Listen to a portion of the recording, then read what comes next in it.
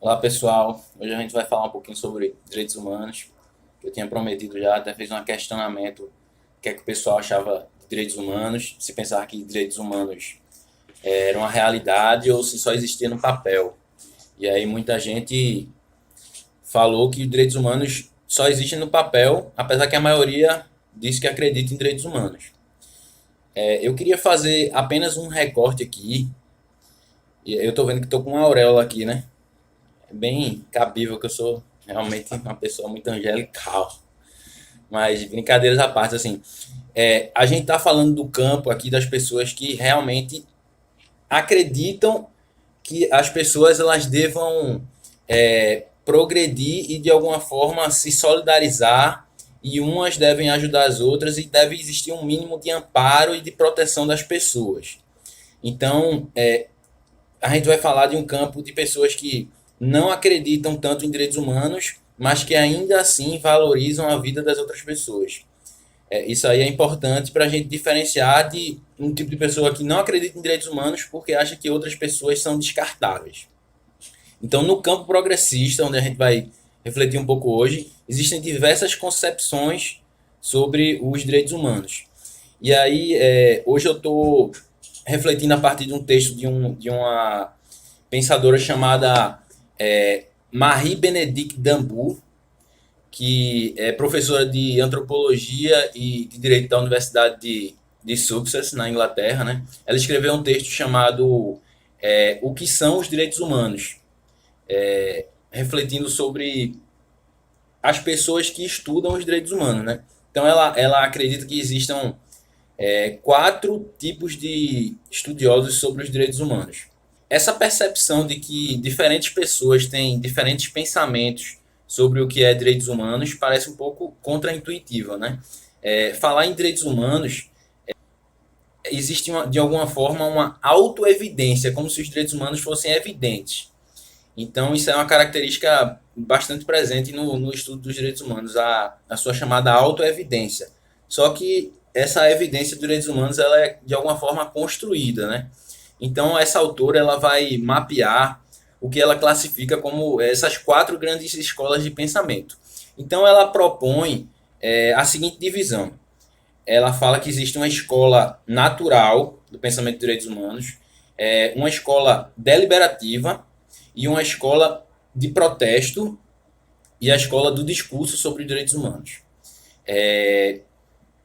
Essa divisão ela funciona como um tipo ideal weberiano. Então quer dizer que não existe alguém que pensa exatamente como ela classifica, mas o pensamento de alguns teóricos se aproxima de alguma dessas quatro escolas. A escola natural ela é aquela que se assemelha mais com o que o senso comum pensa sobre os direitos humanos, como alguma coisa universal e natural. Bastaria você nascer um ser humano que você tem direito a um amparo dos direitos humanos. Nesse caso, a natureza ela pode se identificar com Deus, com o universo, com a razão ou qualquer outra fonte transcendental, um outro lugar a partir de onde vai emanar esse direito que a pessoa tem. Então, quando a pessoa nasce, por algum motivo, ela já nasce com direitos humanos. Isso é a escola natural dos direitos humanos e que é mais ou menos o nosso senso comum sobre direitos humanos. Já a escola deliberativa, ela defende que os direitos humanos são valores políticos que as sociedades liberais elas escolhem de alguma forma. Então, esses direitos, eles vêm à existência, vêm à realidade através de acordos sociais. Então, essa escola entende que os direitos humanos só vão se tornar universais quando e se, de alguma forma, todo mundo no globo terrestre for convencido de que os direitos humanos são o melhor dentro daquilo que é possível como um marco legal e político para amparar os seres humanos.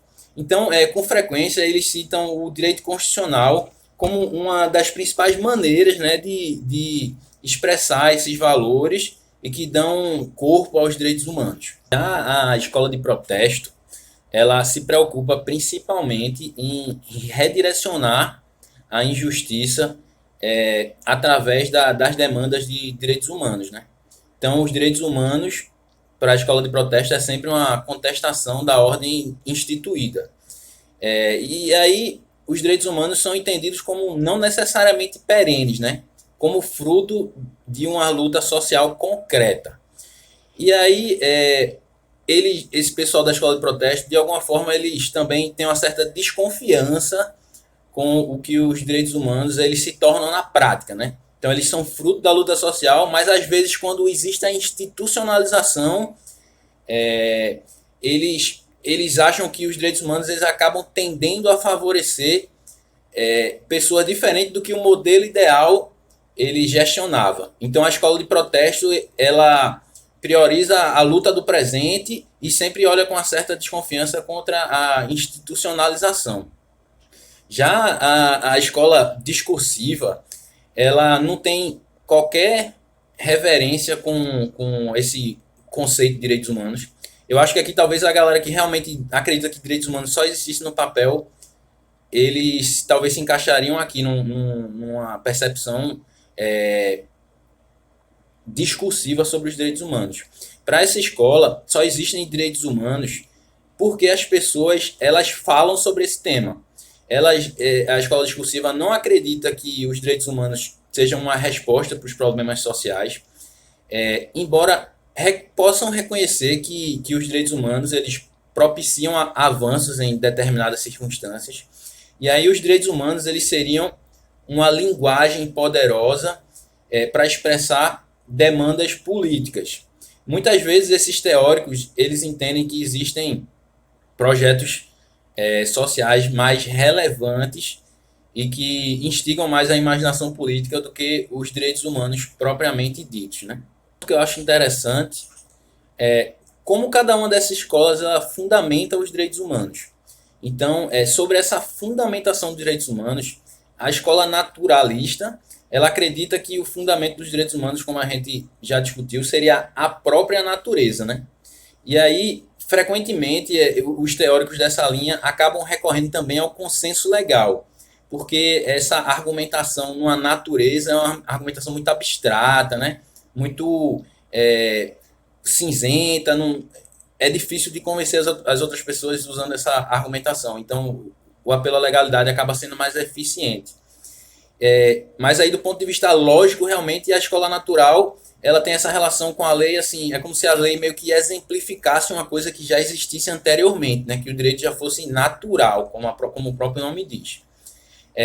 Assim, mesmo que ninguém fosse contemplado com direitos humanos, os direitos humanos ele existiria como uma realidade concreta, como se fosse uma ideia platônica, né? Que existe mesmo que não exista o mundo. Já a escola de protesto, ela tem uma dificuldade muito grande de fundamentar os direitos humanos por causa dessa desconfiança que ela tem com a lei. Então, os teóricos do protesto, eles se fundamentam muito numa educação para direitos humanos. Então, quando você ouvir falar em educação de direitos humanos, é bastante relacionado com a escola de protesto, né? Como se fosse um aprendizado, né? Você vai aprendendo com as lutas e com os debates teóricos também.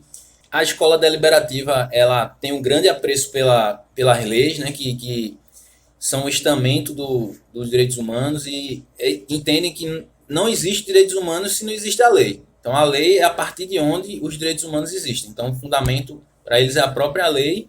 Já aí no papel de nihilistas, a gente pode colocar assim, sobre esse assunto, a escola discursiva ela considera que a lei sobre direitos humanos ela é tão boa ou má quanto qualquer outra lei. Então você tem que analisar com calma para ver cada caso concreto, se realmente ali tem um avanço ou não. E mais propriamente sobre a fundamentação, a gente não teria muito o que acrescentar na escola discursiva, porque para eles não existe fundamentação sobre direitos humanos, né? Eles se apegam mais a outras lutas, como a gente colocou. E aí é interessante falar que cada uma dessas escolas tem seus pontos altos e seus pontos baixos.